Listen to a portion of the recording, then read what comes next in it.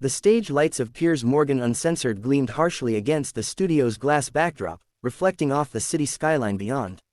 Samuel L. Jackson sat across from Piers, his posture relaxed, yet his eyes sharp and alert. He'd done hundreds of interviews over his career, but something about this one felt different, tense, unpredictable. Piers Morgan had a reputation for pushing buttons, and tonight, Samuel could feel him preparing to press every one. It began harmlessly enough. Piers smiled that signature half-smirk of his and said, "Samuel L. Jackson, one of Hollywood's most iconic actors, known for your unforgettable roles and that voice people recognize from a mile away.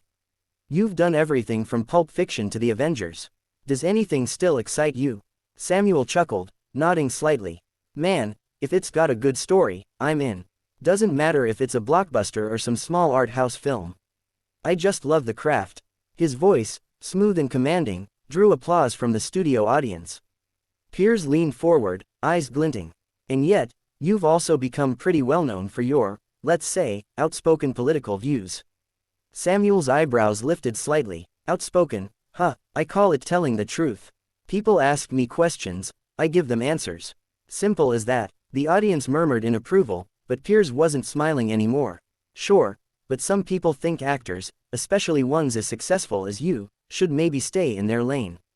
You know, focus on entertainment, not politics." Samuel's expression didn't change, but the atmosphere shifted. "Stay in my lane, Piers. My lane's the world I live in. I don't get to take a day off from being a black man in America. So, when I see something wrong, I speak up." Piers nodded, but the smirk returned. "Fair point, but critics would say you've turned more into an activist than an actor. Isn't there a danger that you alienate fans who just want to see you act?" Samuel leaned forward, his tone cool but edged with irritation. "Fans don't have to agree with me to watch my movies. I'm not here to make everyone comfortable. I'm here to be real." The audience clapped again, louder this time. But Piers cut in sharply, trying to keep control. "But doesn't that come across as, let's be honest, a bit hypocritical? Hollywood elites preaching morality from their mansions while ordinary people struggle to pay rent." That word, hypocritical, hung in the air like static before a storm. Samuel let out a short, dry laugh. "You really just said that?"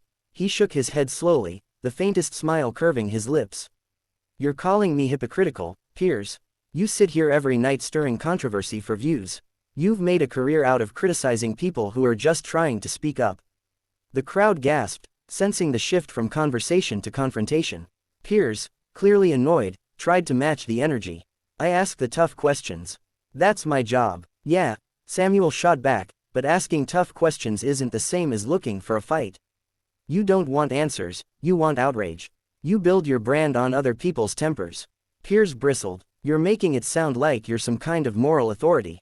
Samuel's tone sharpened. "Nah, man, I'm not anyone's moral authority. But I am someone who's lived a long life and seen a lot of things. And when I speak from experience, not ratings." For a moment, silence blanketed the room. Even the camera operators seemed frozen. The red recording light blinked on, bright and unrelenting. Piers cleared his throat, shifting uncomfortably.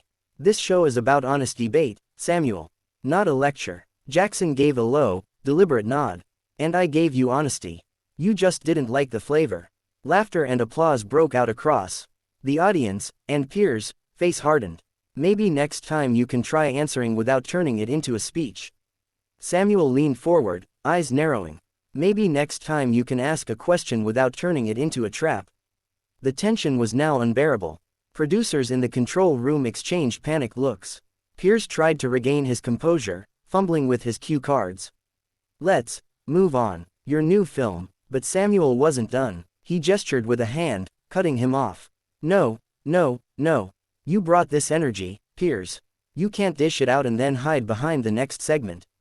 If you want to talk, let's talk." Piers set down his cards, his voice dropping. "You're being combative." "I'm being real," Samuel said, standing now, his mic wire stretching taut. "You asked the wrong question to the wrong person today." The audience gasped again as Piers pointed toward the chair. "Sit down, Samuel, please. We're not done here." Jackson glared at him, steady, unblinking. "Oh, we're done." He unclipped his mic, placed it on the desk, and gave the host one last look. "You invited Samuel L. Jackson, and you got him. Don't act surprised. Then he turned and walked off the set. The studio fell into chaos, half the audience cheering, the other half stunned silent. Piers sat frozen, jaw tight, eyes darting toward the cameras that were still rolling. Cut to commercial. Someone yelled from the control booth. The lights dimmed, and the feed went dark, but the damage was already done. By the time Samuel reached the hallway, his face was calm again, but his hands trembled slightly. "Man," he muttered under his breath, "I'm too old for this nonsense." His assistant trailed behind, silent, as the studio doors swung shut behind them, leaving Piers alone under the glare of his own spotlight. Backstage at the London studio, the air was thick with disbelief. Crew members whispered frantically, producers argued into headsets, and the studio manager tried to calm a furious Piers Morgan. Samuel L. Jackson, however, walked with calm, measured steps down the hallway, his jaw tight but his expression unreadable. He'd been in plenty of confrontations before, but this one was different. It wasn't just a disagreement, it was a moment that laid bare two worlds colliding under the bright lights of television. His publicist caught up with him near the exit, breathless. "Sam, wait, just wait a second. Let's talk this through before you leave." He stopped, turning slightly. "What's there to talk about? I went there to promote my film, not play defense in a courtroom." That man wanted a headline, and now he's got one. His tone was calm, but there was a storm brewing behind his eyes. Meanwhile, back on set, Piers sat rigidly in his chair as the audience murmured, "The camera is no longer rolling." He ran a hand down his tie, trying to compose himself. A producer leaned over and whispered, "We can edit it down, make it less volatile." But Piers shook his head sharply. "No, air it, every second of it. Let the world see how he behaves when someone challenges him." His voice cracked slightly as he said it, betraying more frustration than confidence. Deep down, he knew what had just happened wasn't a simple interview gone wrong, it was a public relations explosion waiting to detonate. By the next morning, it had. Clips of Samuel L. Jackson walking off Piers Morgan uncensored dominated every social platform. The words "Samuel L. Jackson storms off set after explosive clash with Piers Morgan" flashed across entertainment headlines from Los Angeles to London.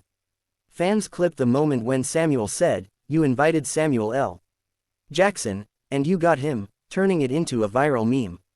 One fan captioned it, "When someone tests your patience on a Monday morning." Within hours, the interview had been viewed over 20 million times across YouTube, TikTok, and X.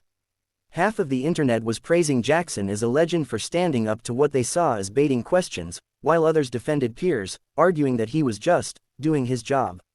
Piers addressed the controversy that very night on his show, his tone tight but controlled. "Samuel L. Jackson is one of the greatest actors alive, but last night's interview showed how quickly some people resort to outrage instead of conversation. It's a shame. I invited him for a discussion, not a walkout." His attempt at reclaiming the narrative didn't land. The audience saw the clip, they saw the smirk, the interruptions, the tension. Viewers flooded the show's social media pages with comments like, "Piers got owned," and "Samuel handled that like a boss." Meanwhile, Jackson stayed silent for nearly 48 hours. Reporters chased his representatives for statements, paparazzi camped outside his Beverly Hills home, and the entertainment media speculated endlessly about whether the actor would apologize or double down. When he finally broke his silence, it was short, pointed, and devastatingly effective. On X, he posted, "Greater than, if speaking truth makes you unwelcome, then I'll keep walking."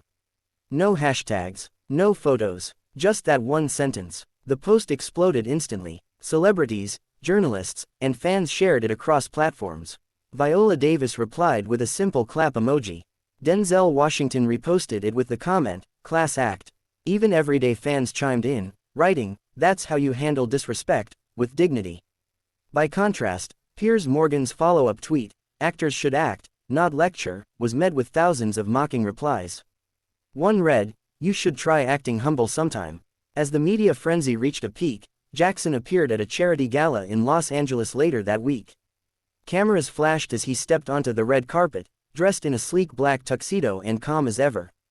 When reporters asked about the interview, he smiled faintly and said, "Sometimes you gotta walk away when people stop listening."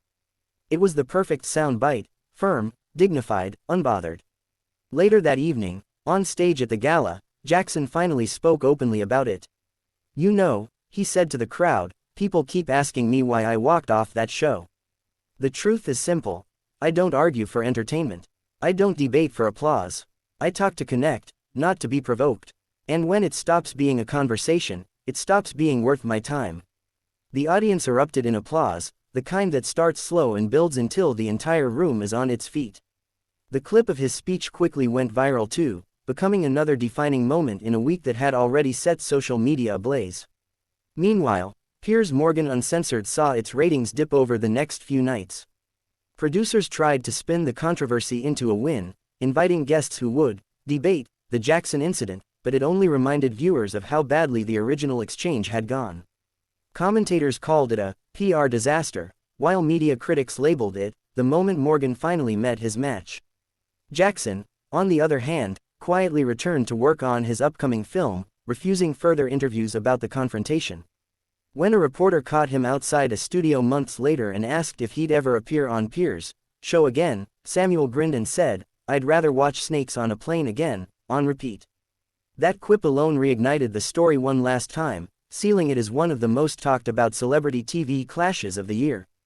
In the end, the moment became something bigger than just an argument between two famous men.